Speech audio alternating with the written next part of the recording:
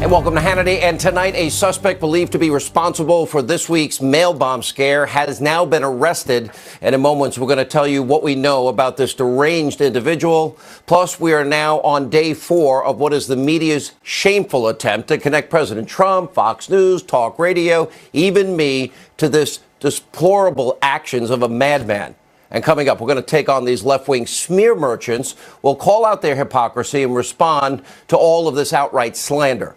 Now, once again, the left is trying to score cheap political points and a victory by vilifying all Trump supporters. It's beyond disgusting. And also tonight, we have a very important update on the migrant caravan. And we are only 11 days away till the all-important midterm elections. So stay tuned. Buckle up. It's time for our breaking news opening monologue. All right, so today President Trump announced that the person allegedly responsible for the mail bomb scare is now, thankfully, in custody. Let's take a look. I am pleased to inform you that law enforcement has apprehended the suspect and taken him into custody.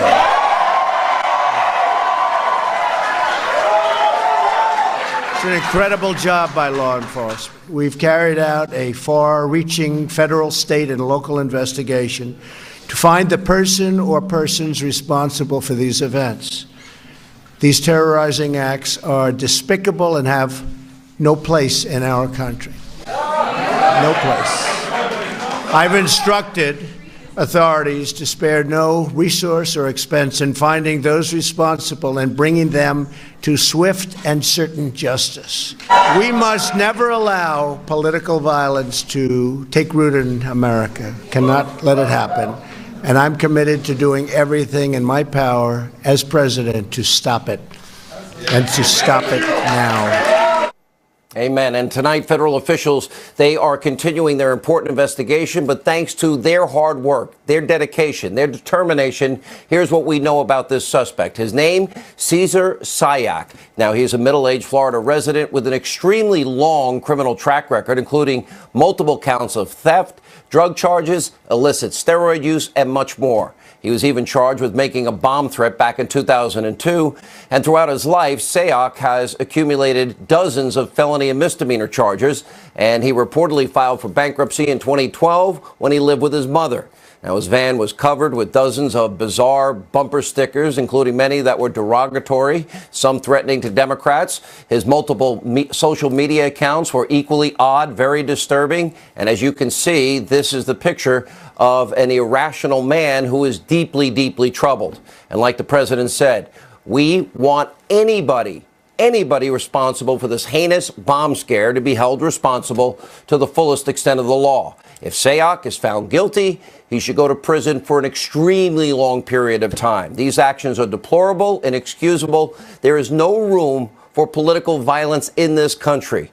We solve our problems, like in 11 days, at the ballot box. And as I've said many times, this is a very serious story, but over the course of this week, what we have seen, what we have witnessed in the mainstream media and the left has been downright disgraceful. Before ever even knowing who was responsible for this heinous act, the media started playing the blame game, rushing to judgment as usual. They put facts last. They rushed to judgment, and they did anything and everything possible to link President Trump and anyone who supports him to this act of terrorism. Even the graphics on fake news CNN blaming Trump, calling the would-be bomb victim, quote, Trump's targets. Trump's targets, believe it or not. The vitriol was far worse on air. Now, watch from just the past 24 hours. It should make your heart, well, sink. But the list of targets was right out of Trump's relentless rhetorical playbook. The bomber's enemies were his enemies. He has said so again and again and again.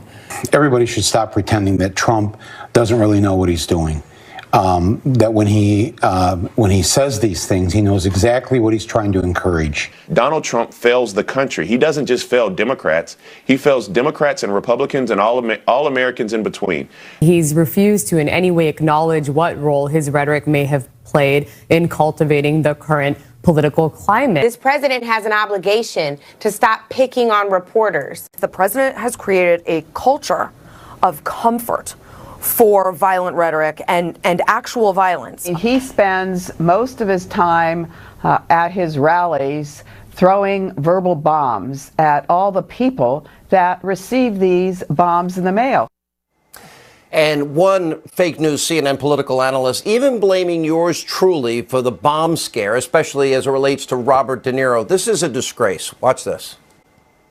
I just want to go back to that for a second, because everybody said, why Robert De Niro? He hasn't criticized the president since the Tony Awards in June. But you found that it's what happened, what Sean Hannity says had a direct link. Well, may have. We don't know who it is. We don't know the motive. But what was fascinating is you see a direct pattern between the president's attacks on Twitter and the stage, it being echoed and amplified by Fox News and other folks in the conservative agenda. But De Niro's not like the others, right?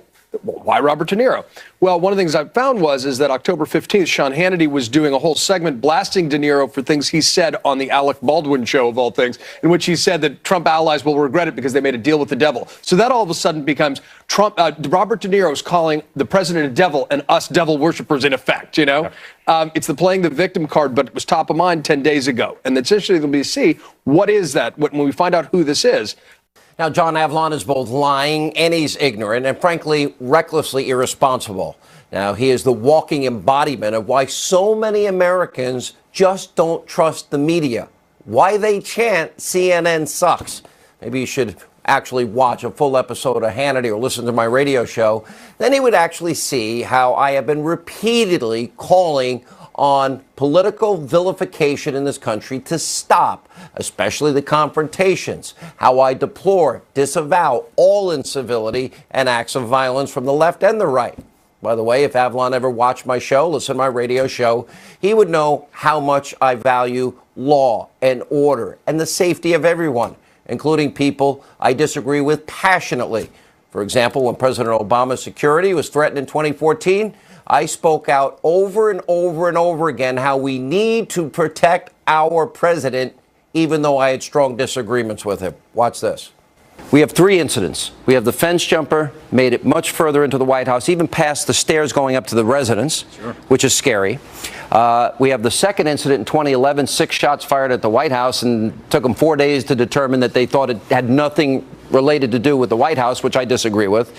And then a guy with a gun got on an elevator with the president of the United States. ISIS, our enemies are watching this. We got to protect our president. Every elected official, every cabinet member, every member of Congress, the Senate deserves security. Everyone deserves safety. And by the way, my heart goes out to anyone who's ever been threatened or harmed. Because you know what? I know firsthand how it feels.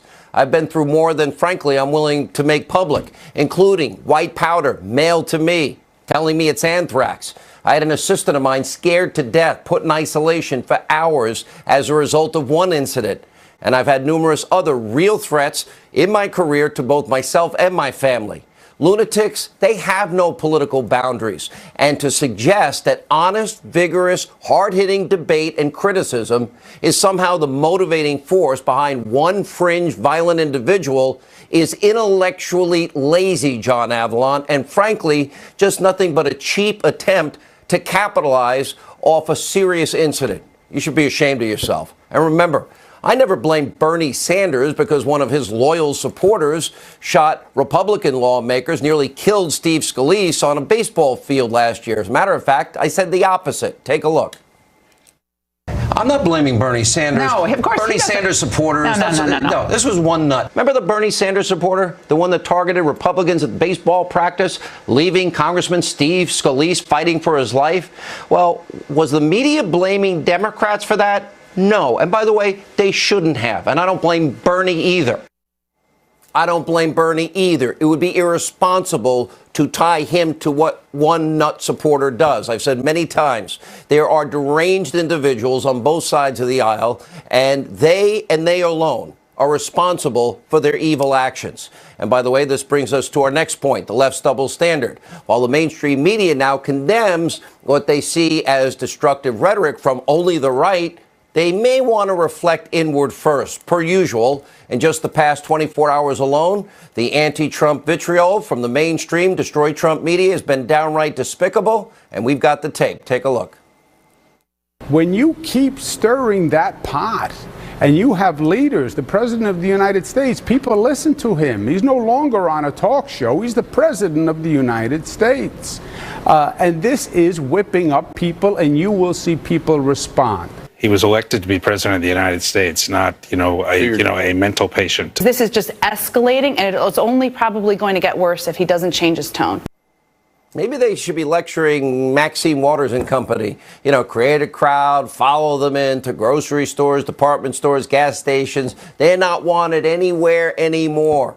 And what you just saw is nothing new, because the left's hatred of all things Trump has been boiling over since the day he and Melania came down the escalator. Here's just a small sampling of the insanity. If you see anybody from that cabinet in a restaurant, in a department store, at a gasoline station, you get out and you create a crowd. And you push back on them. And you tell them they're not welcome. You cannot be civil with a political party that wants to destroy what you stand for, what you care about. Michelle says that, when they go low, we go high. No. When they go low, we kick them. How dare he say the things he does? Of course I want to punch him in the face. Right. I want to send the military to the White House to get him. Yes, I have thought an awful lot about blowing up the White House. When was the last time an actor assassinated a president? It's been a while. And maybe it's time. Tyrants, number one, want to denigrate the people that go out, the fourth estate, the journalists who go out and try to determine what the truth is. I want to read the definition of treason. When do we see almost a shadow government come out and say, we cannot side with the government? We're oddly influential with the guy who wants to kill us. There's a sign out there that's been hung up in the White House or outside the White House saying, if you're not white, you're not especially welcome. So you know what? Yeah, with rhetoric like that, it's kind of odd that they're now blaming Donald Trump and his allies for the actions of a lunatic, especially since multiple deranged far-left individuals have been what? We've been watching now for weeks, harassing, attacking, threatening Republicans all over the country. Just in recent weeks, we've been warning you, Rand Paul's been warning you, something horrible's going to happen. Doesn't matter if it's left or right, but the left's silence when it's their side has been deafening and worse. And some elected officials actually sent out marching orders to harass, intimidate cabinet officials, elected officials, and candidates. White powder mailed to the president, President Trump, Secretary of Defense Mattis, FBI Director Wray, CIA Director Haspel. That's just 3 weeks ago. President's son, who was also targeted with a suspicious package. Don Jr.'s ex-wife hospitalized because of that package. A truck with a Trump bumper sticker that was set on fire. You have 2 Republican candidates in Minnesota were punched. One a woman, another a man with severe injuries. He's cold cocked from behind. 6 weeks, bad concussion. A Republican campaign manager in Nevada, that he was assaulted. There were dozens more incidences of vandalism, assault, harassment, including top Republicans stalked in airports, run out of restaurants repeatedly. We've shown you this videotape. And while we constantly condemn acts of violence on both sides of the aisle, when something happens to a conservative, well, Democrats have been missing in action, noticeably silent. We're going to have a lot more on this throughout the show. But first, more big news on the looming crisis at our southern border tonight. The migrant caravan continues to move north even as we speak. Defense Secretary Mattis just approved a request to send even more troops to the border. Now at least 800 soldiers are officially being dispatched to bolster the efforts of our Border Patrol agents. President Trump recently told the migrants in the caravan, said it again tonight, turn back. And now he is reportedly mulling an executive order to bar entry of all migrants at the U.S.-Mexico border, which he has the authority to do. We're going to keep you posted as this situation continues to unfold. But first, we get back to our top story. Joining us now is Fox News national security strategist Dr. Sebastian Gorka and former NYC Police Commissioner Bernie Kerik. Welcome, both of you. By the way, congrats on your book, Why We Fight, a bestseller, Dr. Gorka. Bernie, from day one, you said they'd catch him. You thought between 48, 72 hours, you were dead on the mark. You even told me last night your gut was telling you, based on what you were witnessing, that it was imminent. Right. Look, there was an enormous amount of evidence. The packaging, the devices that should have a trigger mechanism to explode upon opening, that didn't work. So when you take this, you take the technology that we have today and the unbelievable working ability of the Joint Terrorist Task Force, the FBI, the New York City PD, the other federal agencies, the New York State Police, you can't beat it. You can't beat it. They did a phenomenal, tremendous job. You know, I want to, how did you, the thing is, we're talking about 13 bombs here. So the big question to me is, and I'll ask you this, and then we'll talk about the politics with Dr. Gorka. 13 times, these bombs are designed, the minute you open it, they're supposed to explode. Now, we're told by FBI Director Wray that they had powder and shrapnel and glass and other shrapnel inside these bombs using PVC pipe, simply made. You can even see this garbage on the internet, sadly. Right. How is it none of them exploded? Just we're lucky, or he didn't know what he was doing, or maybe designed not to explode? Sean, did you see the guy? Did you see his van? I mean, come on. I don't think this was an EOD expert. This is somebody that saw something in a magazine or wanted to create something that looked heinous, if you will. The bottom line is, I know EOD guys that work for me that looked at this stuff and burst out into laughter and said, it's never going to happen. The bottom line is, within the device itself, there may be material that could be explosive, which what the FBI director may be talking about. And keep in mind, Sean, for charging instruments in DOJ by a U.S. attorney, they want to make sure that there's the elements are there for a crime for them to charge this guy. So it's going to be a while before they make a determination exactly what they consisted of, their ability to detonate. But we're lucky. The guy he was a dud, and he had a bunch of duds that he sent out to the country. Well, thank God, because thankfully nobody got hurt. Dr. Gorka, in the lead up to this, I've been saying it. Rand Paul said it. We saw it in the Kavanaugh hearings. Things were getting very hot in the halls of Congress. I actually suggested we may have to clear the halls of Congress, not let the public in. It was getting too hot. Then we have Pam Bondi. She's run out of a movie theater. Secretary Nielsen run out of a restaurant. Sarah Sanders and her kids run out of a restaurant. Then it gets worse and it continues. Ted Cruz and his wife. Then it's Mitch McConnell in the airport. Mitch McConnell last weekend. Boulders sent through Kevin McCarthy's office. The left's silence here was deafening. Then something happens and they say, well, we think this guy might be a Trump supporter. Now we'll speak out. It's this hypocrisy. It doesn't matter where the violence comes from. We settle differences like we can in 11 days at the ballot box. That list that you showed in your monologue is shocking, even for somebody like myself who isn't hypnotized by the fake news industrial complex. That list of incidents should be shocking to all Americans. It tells you one thing, Sean. Violence against those you politically disagree with is okay for one party in America and one party alone, and it's the Democrats. There is no equivalent of Antifa on the right. And I'd just like to see a fraction of the coverage devoted to what the commissioner called the duds that this dud shipped out by the mail. I'd like to see a fraction of that coverage for the president's former daughter-in-law who was sent to hospital because of that white powder device that was sent to her. Dr. Gorka, one other thing, though.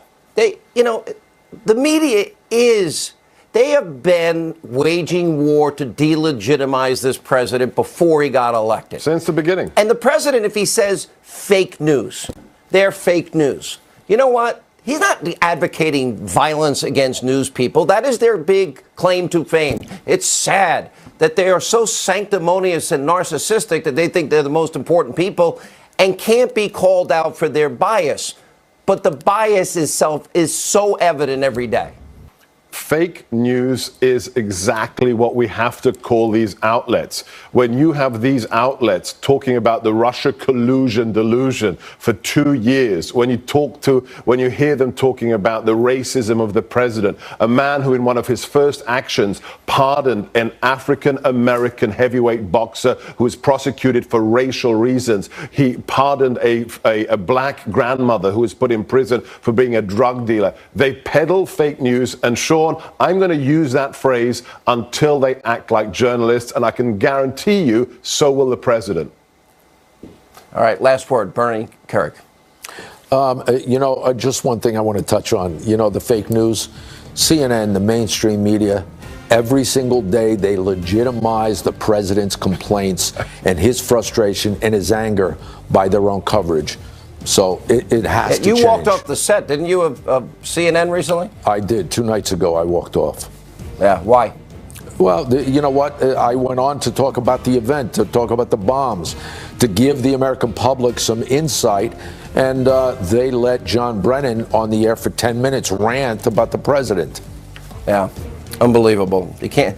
This should be a moment we all come together, and there should be one thing we all agree on. But all right, thank you both. When we come back, busy breaking news night, a live update on the mail bomb suspect. Also, more on the abusively biased media blaming the president and conservatives and talk radio and Fox News for this cowardly, dastardly deed. Joe Concha, Tammy Bruce are next as we continue.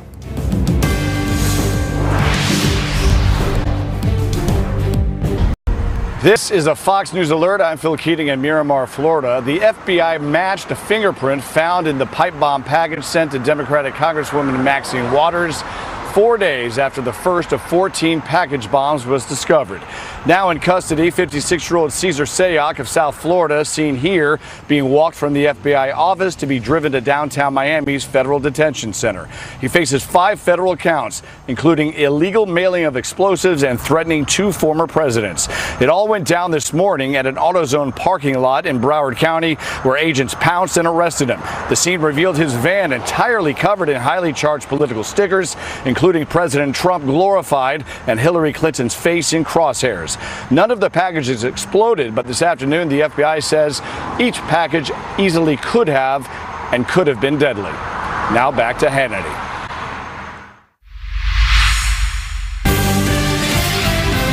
All right, so in the midst of the mail bomb scare, the media is proving just how abusively biased they really are. Now, for days, they've been blaming, talk radio, Fox, and, of course, the usual go-to, President Trump.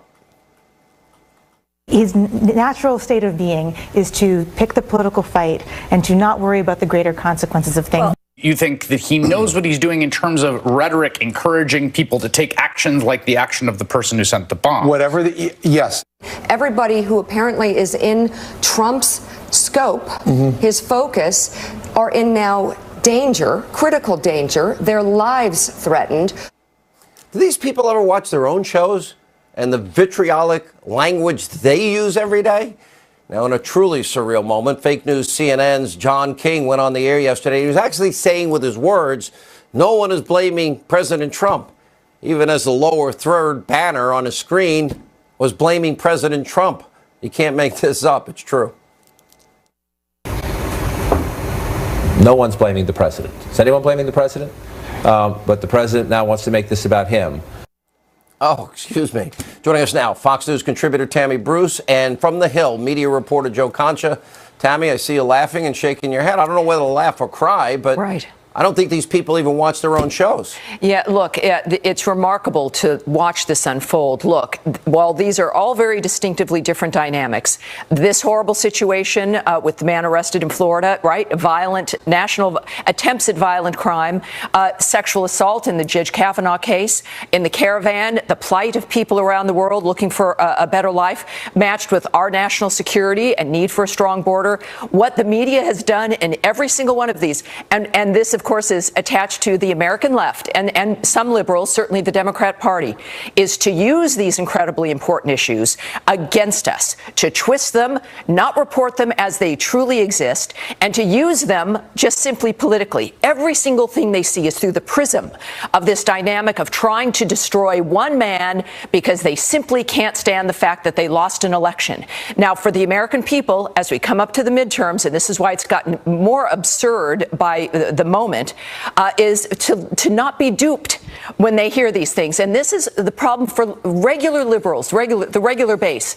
When there is something, perhaps, that the media needs to then address with the federal national government, perhaps with the president, no one will take them seriously because they have beclowned themselves in addition to harming everyone across the board. All of these issues are, they transcend politics. They're nonpartisan. And yet this is what the media has done, destroying their own industry while at the same time harming every American who cares about violent crime. These are criminals. This guy arrested for the mail bombs, he's a career criminal. They will always find an excuse, as was the man who did the GOP shooting at the baseball diamond. He had a history of domestic violence, assaulting his daughter, his foster daughter. These are people who will find an excuse to exact their violence, has really ultimately nothing to do with politics and everything to do with violent individuals who, in the midst of 350 million people in this country, it is remarkable that so few people, in fact, act in this manner as they view it through a political prism. We should be proud of this country, proud of every single American, and remember that. And Joe, unfortunately, your job, you get paid to watch a lot of this garbage. I wouldn't want your job, to be very blunt. So you got this idiot on CNN suggesting, well, I think I figured out, why is Robert De Niro on the list? Because on this date, Sean Hannity was critical. I was critical of De Niro for saying he wants to punch the president of the United States in the face and calling him a punk, a dog, a mutt, and words that I can't say on TV. He should have joined me in that criticism. I never told anyone to go after De Niro, nor would I. For weeks on this program, Joe, weeks, I've been saying people need to calm down. Yeah, De Niro made the F Donald Trump comment on CBS for the Tonys, or he made other comments to Alec Baldwin on ABC. In other words, De Niro's comments were everywhere. Just because you talked about it and criticized him, to connect that dot and say that somehow you were responsible for De Niro receiving one of those explosive devices, that is obviously reckless. And we keep having pundits on cable news playing psychologists and medical experts from afar, psychoanalyzing people like the president when Joe Scarborough said he had early onset dementia. And you're not a doctor, you're not a psychologist, so how do you know these things? But let me get back to that Chiron for a second, Sean, if you don't mind.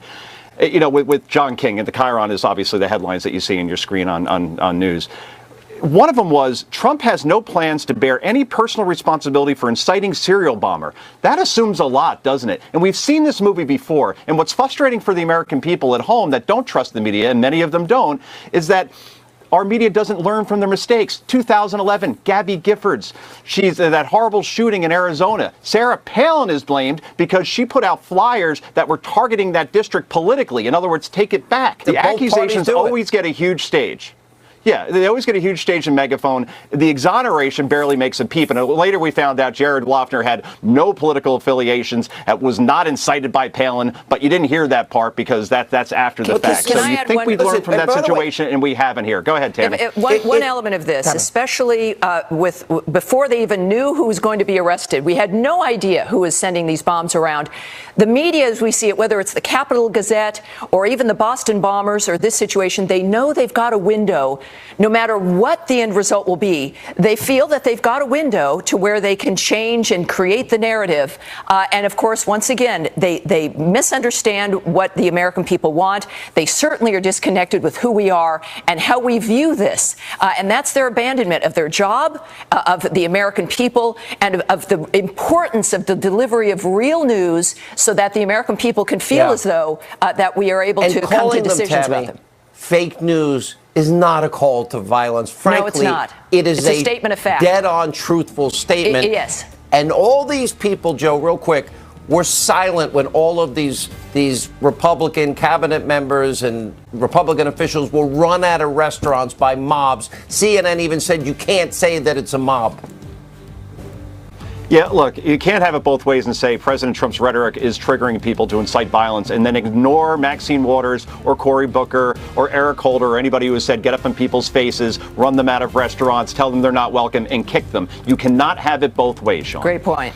Yeah, they're intellectually lazy Thanks, and bitterly partisan, but they claim they're fair, and they're not. All right, thank you both. Tammy, Joe. When we come back, the migrant caravan continues to make its way north through Mexico, headed towards our southern border. Reports that President Trump is contemplating now an executive order that will halt asylum seekers, migrants from ever entering the southern border. Sarah Carter, Greg Jarrett, they're next, and much more news straight ahead. Now reporting that President Trump is mulling an executive order that would halt asylum seekers and migrants from entering our southern border. Let's get more reaction to today's big breaking news. Joining us now, the best-selling author of The Russian Hoax, #1 New York Times bestseller, The Illicit Scheme to Clear Hillary Clinton and Frame Donald Trump, Fox News legal analyst Greg Jarrett, also Fox News investigative reporter, contributor Sarah Carter. She just got back from Guatemala during an exclusive investigation of the caravan. I'm also hearing with the military being set up on the border that their plans, too, are to create barriers of some kind as quickly as possible in case there is some type of rush on the border. Sarah. Yeah, that's exactly it, Sean. So not only are they going to be concerned about a rush coming across the border, we saw that in Mexico. We've seen it in Guatemala. It's very dangerous. It's an enormous problem. But the military is also there to conduct logistics. Remember, our resources, even though they've grown over the recent years, they're limited. Border Patrol, ICE is overwhelmed. And with this mass of people coming over, it's going to be a potentially big problem. Speaking to sources both in ICE as well as Border Patrol over the last few days, there's a reason why the president wants to initiate or find a way to kind of halt this asylum process. There's been a big problem with credible fear applications where they've been processing people through over the last 8 years, not even questioning some of the circumstances around their credible fear. Pretty much anything from a political prisoner to my husband beats me up to, I even heard a story where my neighbor was a witch. Everybody was processed in. So there's a big problem with that, and the president really needs to take a good look at that.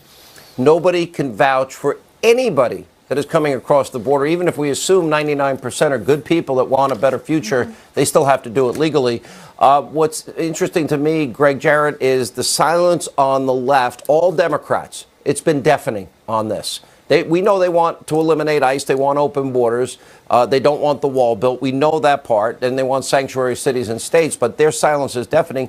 Let's talk also legally, though. The president has the authority on every aspect of this to do what he needs to do. It is not a violation of the Posse Comitatus Act of 1878 because that bars the military from performing domestic law enforcement functions. That's not what this is. Look at the pictures. This is the threat of an invading force that already, with force, bashed through the Guatemalan fence and are marching to our border. You're right, Sean, to point out we don't know who these people are individually. They may have criminal records. Some of them may be armed. So the president has the absolute legal authority to order troops down there, and they are logistical support, as Sarah pointed out. The president would be derelict in his duty, his constitutional authority, if he didn't do this. There are the pictures right there going through the fence. There are other pictures that are even more graphic. This is what they are threatening to do to the United States. Well, I would imagine as part of this, we have a few weeks now before they get up here, Sarah. It would seem to me not only do we don't want to have on one side of the border 14,000 people that would be willing to do what we just saw them do in Mexico, which is knock down any fence that's there and literally rush across. They would be then precipitating a confrontation. In the weeks leading up to it, I've got to believe there's got to be some type of barrier installed if possible.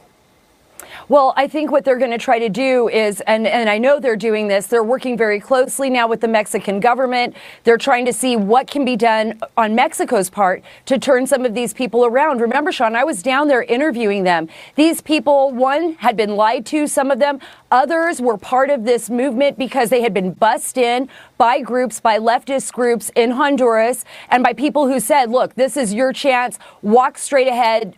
The Americans will let you in. There's no way that they can stop you. They've been trained on what to say to our asylum to get through our asylum process. So something has to be done. This is the reason the Guatemalan government under President Morales, this is the reason why the Mexican government right now, why President Trump is being so tough on them and saying, look, you need to turn these people around. We are not going to let them into our country this way. There is a process to coming into the country legally, and we are not going to allow our border to be run over.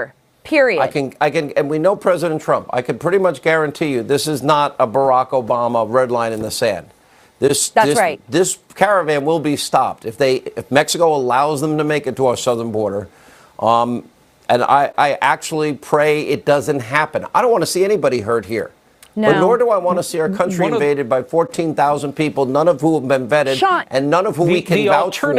The alternative for the president is to shut down the border completely, which would be economically devastating for Mexico and would get their attention to stop this caravan before it gets to our border. Seems like that's going to happen, right? The president has the authority to do it. Reagan did it. Bush did it. It can be done again. Absolutely. Yes. And we got to remember this, Sean. People are already being hurt. A lot of those people in the caravan and the children that are there, some of them are being trafficked. Some of these women have already been trampled. Some of the children have already been trampled in these rushes. They've been putting the women and children in the front of these lines. This is mostly men. So people are already being hurt. Nobody should be supporting this type of organized type of movement. This is a threat both to Central America as well as the United States and to the people that are in these groups. And the great irony in all of this, if we did have a wall, it would not only create safety for America, but it would be safer for the people that will end up on the other side of the wall. It would be a far safer situation for everybody. All right, guys, thank you. 100%. When we come back, only 11 days until the midterms. Senator Lindsey Graham campaigning with Senator Dean Heller in the great state of Nevada. That is a must-win Senate seat for the Republicans. They will both join us next, straight ahead. 11 days until the most important midterm election in our lifetime. Republicans now continue to rally voters in key battleground states. For example, new polls show Republican Senator Dean Heller is continuing to gain momentum in Nevada. And Senator Heller joins us from Vegas along with, the man of the moment, Lindsey Graham, who single-handedly, I could say, saved Judge Kavanaugh. Good to see you both. Dean Heller, Senator, I saw you out there. Yeah, he's okay, Lindsey, but, you know, he's doing all right. I'm a legend in my own mind, if I say so myself. Listen, I like it better when you're on our side, when you're on my side. But you were great, and I applaud you. I applaud you for your efforts. Yeah, I was out there. I saw the crowd when I was in Vegas, and I got to see you out there, Senator. And I got to tell you, there seemed a lot of enthusiasm. But the reality is, and I know you were up 7 in one poll, Nevada is tight all the time. Yeah, Sean, as you well know, Nevada's a purple state, so all my races, this is my 5th statewide race, and, you know, they all seem to come down to the last couple of weeks. We're on the bubble with the wind to our backs, and, you know, that's the way it's working out now. And to have guys like Lindsey come out and campaign for me, I'll tell you, Lindsey gets a bigger crowd than Biden gets here in the state of Nevada, for that matter. You better not say he gets a bigger crowd than Trump, or else you're both in trouble. I'm warning you right now. I was at the roulette table. That's a big crowd. But Senator Graham, this is really important. I personally think the only state I'm really worried about is a little bit in Florida. But I think Rick Scott will come back. He's up by 2 in the latest poll, and Ron DeSantis for governor. But I think Marsha Blackburn will win Tennessee, I hope. I don't think Claire McCaskill's going back to the Senate. We caught on tape lying to the people of Missouri about who she really is.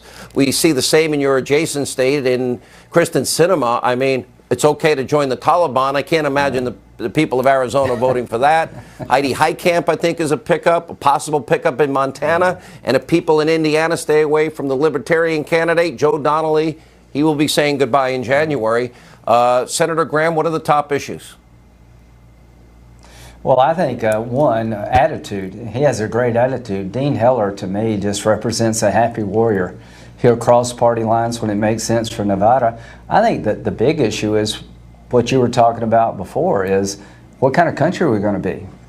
Do we respect elections, or do we destroy a conservative candidate, no holes barred, and call that an honorable endeavor? Your pocketbook's an issue, your safety's an issue, but I hope Kavanaugh's an issue. All I can say is if you really were disgusted by what happened to this fine man, destroy him at all costs, you got a chance to send a signal. They'll never stop this until they lose. And I hope if Dean wins, it's over. We're going to hold the Senate. He's running a great race, but it's an attitude as much as anything else about what kind of country we want to be. And Nevada is very key. Same with Tennessee, I would argue as well. You know, Newt Gingrich has been saying that it's about Kavanaugh, this caravan that is making its way to our southern border. But I would add two other things about the mobs confronting Republicans and cabinet members and women and families, which has been pretty despicable. And the last thing is, we have record low unemployment in 14 states, record low unemployment for African Americans, Hispanic Americans, Asian Americans, women in the workplace. Senator Heller, I don't want that progress to stop if the Democrats get in power. Yeah. Well, let me add one more thing to that, Sean, and it's probably the culmination of everything that you just said. But we've noticed for the first time in the first 19, 20 months of the Trump presidency, his numbers are starting to move in Nevada. He stayed pretty consistent, 47, 48% approval. He's above 50% now.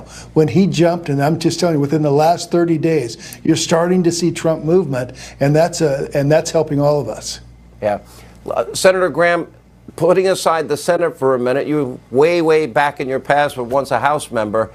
It's a much harder read on the House.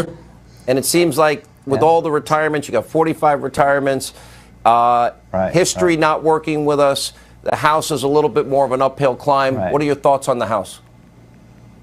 Well, I just left California. We got 14 Republicans, and the party chairman in California, Republican Party chairman, said if the election were held today, we would win 13 of them.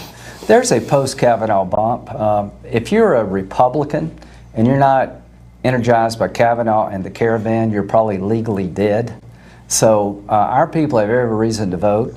Kavanaugh reminded us what they would do with power. The caravan reminds us of how weakness invites aggression. And this caravan needs to be stopped, and President Trump is going to stop it. The better we do in the Senate, the better we do in the House. I think we got a good chance of holding the House. Yeah, it's funny, though, those seats in California, you're right, I've identified 6 on my list of the top 30 in the country that I put up on my website. And Dana Rohrabacher and Duncan Hunter, those are all very important seats. As is your seat, Senator Heller. We wish you the best. The key to a great night on election night is going to be watching you hopefully get reelected in Nevada. All right. Thank you both. When we come back, a video of the day. We have a preview of the great one, Mark Levin. He's back. And a preview of his show for Sunday night.